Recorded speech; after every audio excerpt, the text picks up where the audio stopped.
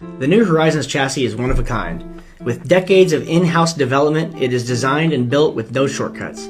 We use more and thicker steel than your cookie-cutter fifth wheels so it can take the abuse of full-time living without letting you down.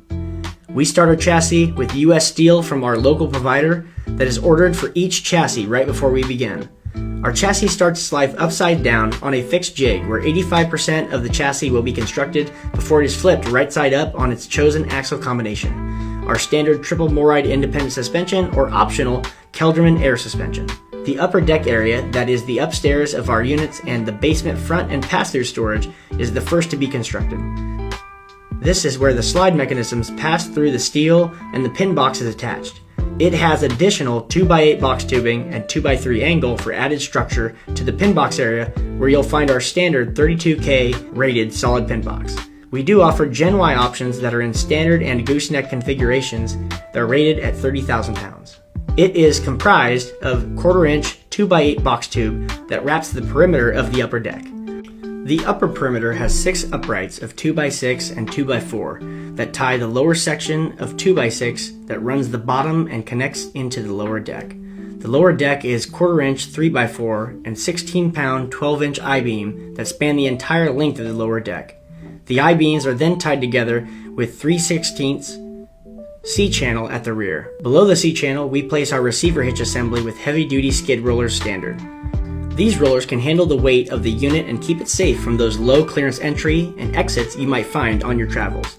Under the back of the unit and behind the axles is an open space where we mount the spare tire carrier under every unit. The space is also used for additional equipment like generators, LP or diesel or even prep, fuel cells, motorhome style propane tanks, and additional spare tire carriers if optioned.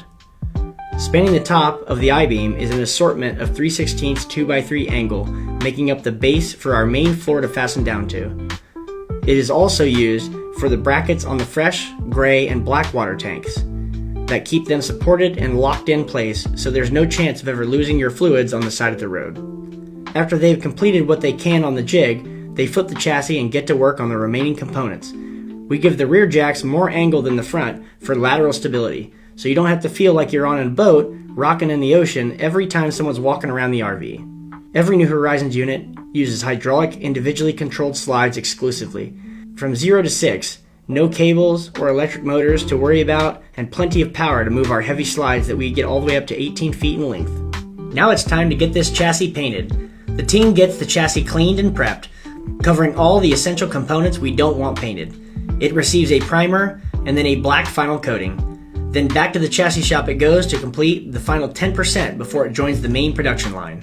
Brake lines, slide cylinders, hydraulic lines, pumps for leveling and slide systems, and any air lines and additional equipment needed if the Kelderman air suspension is optioned.